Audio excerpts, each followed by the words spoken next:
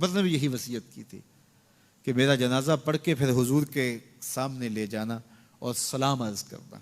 हज़रत अनस से भी रिवायत, हज़रत अली से भी रिवायत है, हज़रत सिद्दीक़ अकबर की वसीयत थी हुजूर के पास ले जाना और हुजूर से इजाज़त मांगना, इजाज़त मिल जाए तो कदमों में दफन कर देना, वरना जन्नतुल बकी में। तो हज़रत अली मुर्तज़ा और हज़रत अनस रिवायत करते हैं कि ऐसा ही हुआ कि हमने जनाजा उठाया, पढ़ा और फिर हुजूर के मवाजे अनवर के सामने रख दिया और सारे हाथ बांध के अर्ज़ करते या रसूल अल्लाह हाज़ा अबू बकर यस्ताज़िनु का, ए अल्लाह के प्यारे महबूब सल्लल्लाहु अलैहि वसल्लम, ये अबू बकर हैं, आपसे इजाज़त तलब करते हैं, आपकी कुर्बत में दफन होने का शौक़ है, हमें क्या हुक्म है। तो उस वक्त हुजरा आयशा था, ये गुंबद खज़रा नहीं बना हुआ था, सिर्फ हुजरा था और उसको ताला लगा था, चाबी हज़रत आयशा के पास हुआ करती थी रज़ियल्लाहु ताला अन्हा।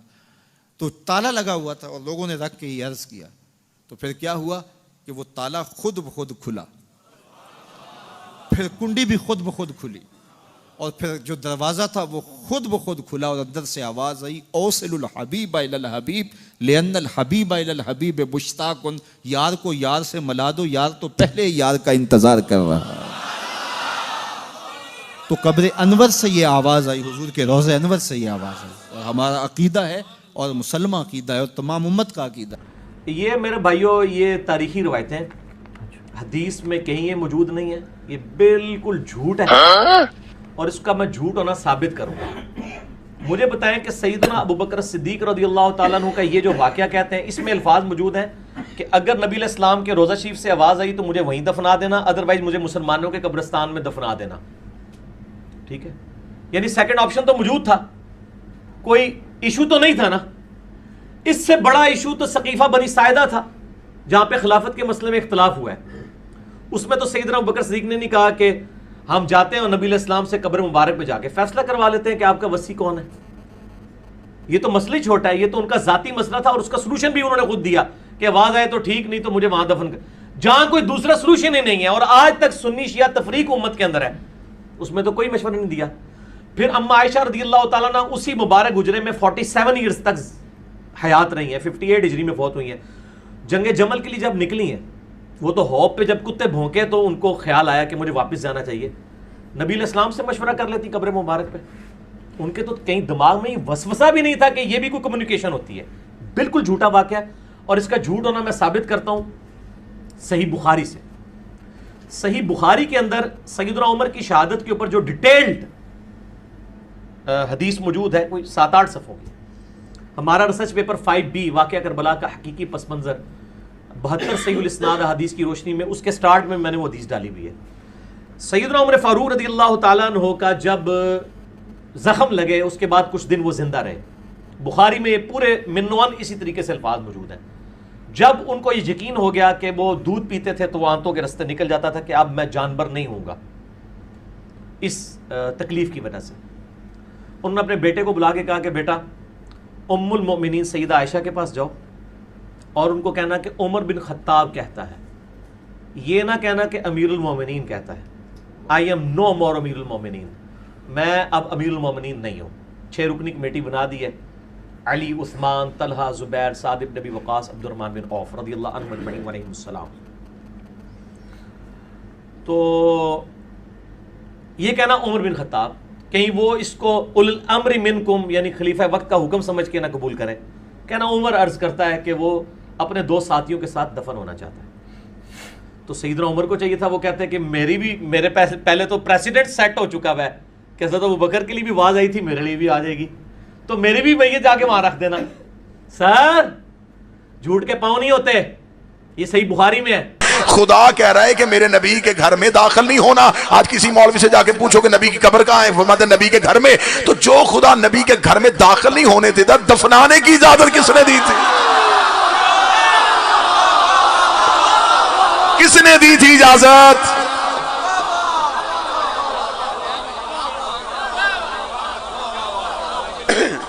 जो खुदा दाखिल नहीं होने दे रहा, बाबा जी, जो अल्लाह नबी के घर में दाखिल नहीं होने दे रहा, आप हमें बता दें कि इजाजत दी थी नबी ने, इजाजतनामा दिखा, तो फिर कुरान की सरीहन खिलाफ वर्जी नहीं होगी। खुदा तो दाखिल नहीं होने दे रहा, इतना सख्त है खुदा। खुदा कह रहा अगर जाना पड़ भी जाए फौरन उठ के आना, ज्यादा देर वहां बैठना ना। अगर नबी खाने पे बुलाए उसके घर के बर्तनों को भी नजर उठा के ना देखना।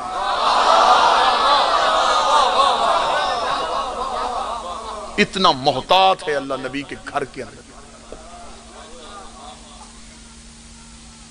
अब जब पूछा जाए कि नबी कहां पे दफन है, वो कहते जी एक नबी की बीवी है, उसका हुजरा है, वहां दफन है। अच्छा, हुजरा बीवी की मलकियत हो गया, जगीर सहारा की मलकियत नहीं हुई। या अय्युहल्लज़ीना आमनू ला तदखुलू फी बयूतिन नबी इल्ला युज़िन लकुम। खबरदार, नबी के घरों में बगैर इजाजत के दाखिल न होना। अल्लाह बगैर इजाजत के दाखिल नहीं होने दे रहा, ये दफन हो गए।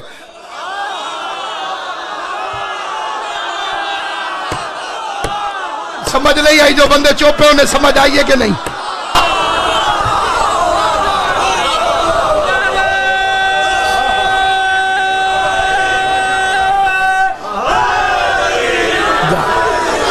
मेरा सवाल है, कैसे पूछ के दफन हुए?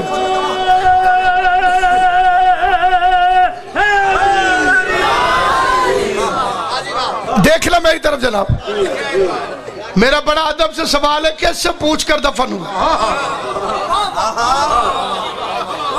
क्योंकि ये तो तुम्हें भी पता है कि तुम कहते हो कि नबी अपने घर में दफन होता है, तो घर तो मुस्तफा का था, और अल्लाह कहते हैं मेरे नबी के घर बगैर इजाजत के दाखिल न होना। फिक्रा बड़ा हसास है, लेकिन जिम्मेदारी से कोई भी बात पढ़ी जा सकती है। जिम्मेदारी मेरी हो गई, फिक्रा मैं पढ़ रहा हूं। कहते जी नहीं, वो तो बीबी आयशा का हुजरा था। मैं हाथ जोड़ के पूछता हूं, कोई किताब साबित करे कि बीबी पेकियां दा हिस्सा लेके आई थी। जब मोहम्मद का वारिस ही कोई नहीं होता तो बीवी मालिक कैसे बन गई?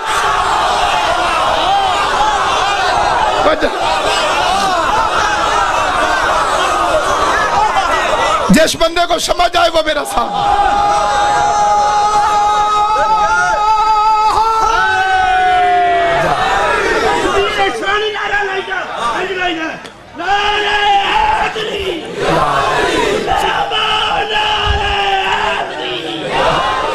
मोहम्मद की अपनी बेटी को तू वारिस बनने नहीं देता।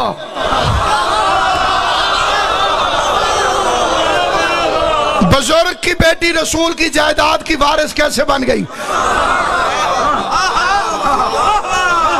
खुदा फरमाता है मेरे नबी के पास ज्यादा देर न बैठा करो, उसे अजियत होती है।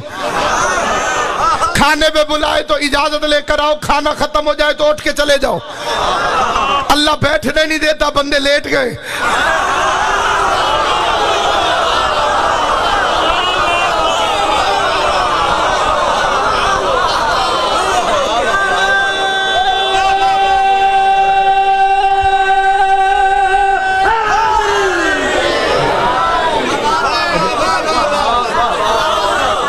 एक बुजुर्ग अम्मा थी, मुझसे लड़ पड़ी। उसने कहा चंगे ना होंदे तो उत्थे क्यों होंदे? चंगे ना होंदे तो उत्थे क्यों दफन थी वे? पै तो चंगी जाते हैं, ये चंगे हन तो उत्थे पैन। वो अल्लाह ने करम ये किया, वो बीबी पीपल्स पार्टी से बड़ी मोहब्बत रखती थी। मैंने कहा ज़ियाउल हक कैसा आदमी था? मैं कहा परे चखे थी वे। मैं कहा मस्जिद में दफन है।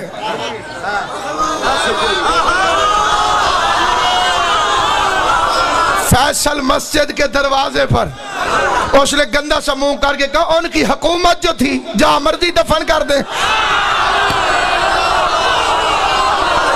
पता चला हुकूमत वाले जहां मर्जी चाहे दफन कर देते हैं। जब अली की हुकूमत आई तो उसने तीसरे को दफन नहीं होने दिया।